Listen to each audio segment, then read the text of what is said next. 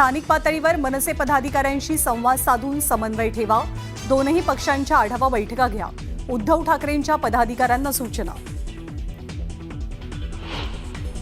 मनसे अध्यक्ष राज ठाकरेंचा मनसैनिकांना कानमंत्र. निवडणुकीची तयारी सुरू करा. मतदार याद्या वारंवार चाळा. राज ठाकरेंच्या सूचना. ती बैठक कुठे कधी झाली याची माहिती द्या. सुप्रिया सुळेंचं छगन भुजबळांना आव्हान. तांतरवालीतील दगडफेकीपूर्वी बैठका झाल्या. बैठकांमध्ये पवारांचे आमदार होते. भुजबळांनी केला होता दावा. गोपीचंद पडळकरांच्या वक्तव्याशी सहमत नाही. मुख्यमंत्र्यांची प्रतिक्रिया. तर पडळकरांच्या वक्तव्याबाबत पवारांशीही फोनवरनं चर्चा झाल्याची देवेंद्र फडणवीसांची माहिती. गोपीचंद पडळकरांच्या विरोधात राष्ट्रवादीचे कार्यकर्ते आक्रमक. मुंबई पुण्यासह विविध ठिकाणी जोडे मारो आंदोलन. तर श्वानाच्या गळ्यात पडळकरांचा लावला फोटो. मुख्यमंत्र्यांचा फोन आला होता. यापुढे अशी वक्तव्य नकोत असे आदेश. मुख्यमंत्र्यांच्या सूचनेचं पालन करणार गोपीचंद पडळकरांचं विधान.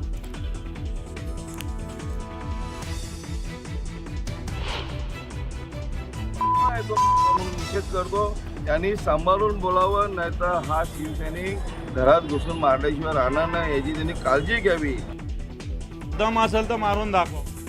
शिवसेना आमदार राजेश मोरेंची संजय राऊतांना धमकी. आनंद दिघेंबाबत केलेल्या वक्तव्यानंतर राऊतांना धमकी. तर दम असेल तर मोरेंनी मारून दाखवावं. दानवेंकडनं पलटवार. लाडक्या बहिणींना ई-केवायसी बंधनकारक. आजपासून पुढील 2 महिन्यांच्या आत ई-केवायसी प्रक्रिया पूर्ण करावी. महिला आणि बालकल्याण मंत्री अदिती तटकरेंचं आवाहन. मुंबई अहमदाबाद महामार्गावर वाहतूक कोंडीमुळे 1.5 वर्षांच्या चिमुकल्याचा मृत्यू. तब्बल 5 तास वाहतूक कोंडीत अडकली होती रुग्णवाहिका. कर्नाटक बँक दरोड्यातली बॅग मंगळवेढाच्या हुलजंती इथे सापडली. बंद असलेल्या घराच्या छतावर सापडलेल्या बॅगेतनं 6.5 किलो सोनं आणि 41 लाखांची रोकड जप्त. सोलापूरकरांची अनेक वर्षांपासूनची प्रतीक्षा अखेर संपणार. सोलापूर मुंबई आणि सोलापूर बंगळुरू विमानसेवा 15 ऑक्टोबरपासून सुरू होणार.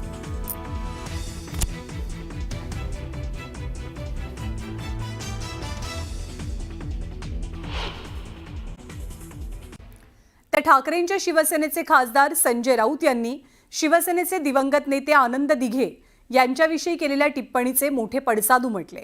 ठाणे आणि परिसरात राऊतांचा निषेध नोंदवत आंदोलनं झाली.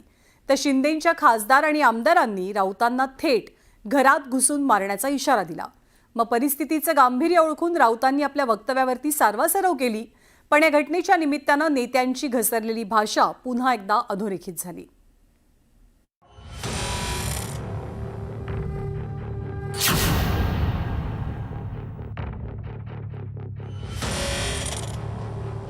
बाळासाहेब ठाकरेंच्या बाजूला तुम्ही शिवसेनेच्या जिल्हा प्रमुखांचा फोटो लावता. समजा भुंकणाऱ्या कुत्र्या दिघे साहेबांचं नाव घेण्याची तुझी लायकी आहे का? संजय राऊतांना माझा विचार आहे की मग बाळासाहेबांच्या फोटोसोबत उद्धव ठाकरेचा फोटो का लावला जातो?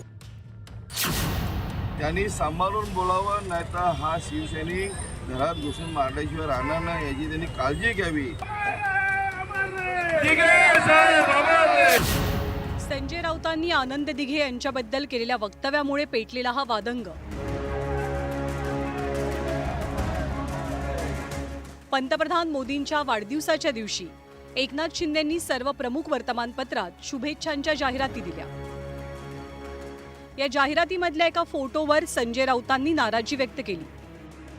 हा फोटो होता शिवसेनेचे दिवंगत नेते आनंद दिघेंचा. बाळासाहेब ठाकरेंच्या बरोबरीनं त्यांच्या फोटोला स्थान दिल्यामुळे संजय राऊतांनी शिंदेंवरती तोफ डागली. बाळासाहेब ठाकरेंच्या बाजूला तुम्ही शिवसेनेच्या जिल्हा प्रमुखांचा फोटो लावता.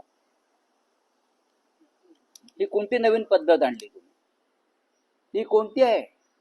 आनंद दिघे हे आमचे प्रिय सहकारी होते. ते शिवसेनेचे नेतेही नव्हते, ते उपनेते नव्हते, ते ठाण्याचे जिल्हा प्रमुख होते. तुम्ही हिंदुहृदय सम्राट बाळासाहेब ठाकरे यांच्या बरोबरीनं का तुम्हाला बाळासाहेब ठाकरेंचा ब्रँड ह्या लोकांना खतम करायचा आहे का? अशा पद्धतीनं बाळासाहेब ठाकरेंचा ब्रँड अशा प्रकारे खतम होणार. संजय राऊतांनी आनंद दिघेंबद्दल केलेल्या वक्तव्यावरनं शिंदेंची सेना संतप्त झाली आणि राऊतांचं हे विधान खोडून काढताना शिंदेंच्या खासदारांनी राऊतांवर शेलक्या शब्दात टीका केली आहे. संजा भुंकणाऱ्या कुत्र्या, दिघे साहेबांचं नाव घेण्याची तुझी लायकी आहे का? तुझी योग्यता काय? तोंड सांभाळून बोल. पुन्हा एकदा तुला मी इशारा देतोय, नाही तर तुझी योग्यता, तुझी पात्रता आम्हाला दाखवावी लागेल. ज्या नालायक संजय राऊतांनी बाळासाहेबांच्या सोबत यांचा फोटो का अशा प्रकारचं जे वक्तव्य केलं, तर त्या संजय राऊतांना माझा विचार आहे की मग बाळासाहेबांच्या फोटोसोबत उद्धव ठाकरेचा फोटो का लावला जातो आणि त्यातल्या त्यात आदित्य ठाकरे की ज्याचं शिवसेनेसाठी कवडीचं सुद्धा योगदान नाही, अशा आदित्यचा सुद्धा फोटो बाळासाहेबांसोबत लावला जातो. तर मग उद्या ते संजय राऊत हे फोटो हटवणार आहेत का? आनंद दिघे हे उपमुख्यमंत्री एकनाथ शिंदेंचे राजकीय गुरु, त्यामुळे आनंद दिघेंबद्दलच्या वक्तव्यानंतर शिंदेंचे सैनिक पेटून उठले. कल्याण ग्रामीणचे आमदार राजेश मोरे यांनी तर संजय राऊतांना थेट धमकीच दिली. सर्वांना, संपूर्ण महाराष्ट्रातल्या तर संपूर्ण देशातल्या तमाम नागरिकांना माहिती आहे की हा संजय राऊत सकाळचा भोंगा जो जे काम करतोय, शरद पवार साहेबांची घेतलेली सुपारी आणि आता राहुल गांधी साहेबांची घेतलेली सुपारी, की कसा हा उबाटा पक्ष संपेल याच्याकडे जातीने लक्ष लावण्यासाठी, त्याचा पक्ष संपवण्यासाठी या संजय राऊत साहेबांनी घेतलेली सुपारी. आणि आज तो आमच्या आदरणीय जे देवासमान असतात धर्मवीर असलेल्या नेत्यांबरोबर असं जे त्यांनी वक्तव्य केले हे अतिशय चुकीचं आहे. आम्ही त्याचा संपूर्ण निषेध करतो आणि म्हणून निषेध करतो. त्यांनी सांभाळून बोलावं, नाहीतर हा शिवसैनिक घरात घुसून मारल्याशिवाय राहणार नाही याची त्यांनी काळजी घ्यावी. स्वर्गीय दिघे साहेब यांचा कोणीही अपमान केलेला नाही, फक्त तुमचा आरसा तुम्हाला दाखवलाय. आता त्याची जर तुम्हाला लागली असेल तर तो आमचा नाईलाज आहे, पण अशा पद्धतीने करणार असाल या दोन पायावर जाताना बघा. आपल्या विधानावरनं राजकीय वाद वाढत असल्याचं लक्षात येताच संजय राऊतांनी आपल्या ओरिजिनल वक्तव्यावरनं सारवासारव करण्याचाही प्रयत्न केला.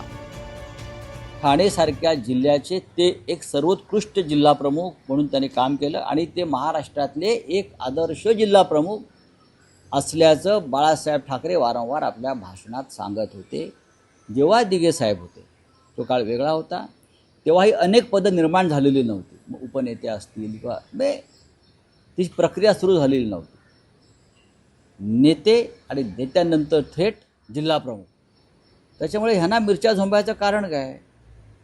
तुम्हाला जर मिरच्या झोंबायच्याच असतील तर तुम्ही दिघे साहेबांचे जे अवमूल्यन करत आहात, गद्दारी करून, बेईमानी करून, चापलुसी करून मोदी शहा फडणवीसांची, ती थांबवा. गेल्या काही वर्षांपासून महाराष्ट्रातल्या राजकारणाची आणि भाषेची पातळी घसरल्याची टीका सातत्यानं होते. अशा परिस्थितीत कोणतीही राजकीय टिप्पणी किंवा विधान करताना काळजी घेणं ही सर्व पक्षीयांची जबाबदारी आहे. त्यामुळे आगामी काळात राजकीय पटलावरती जबाबदारीनं नेते असे वाद टाळतील ही अपेक्षा. Bureau report, news 18 Lokmat.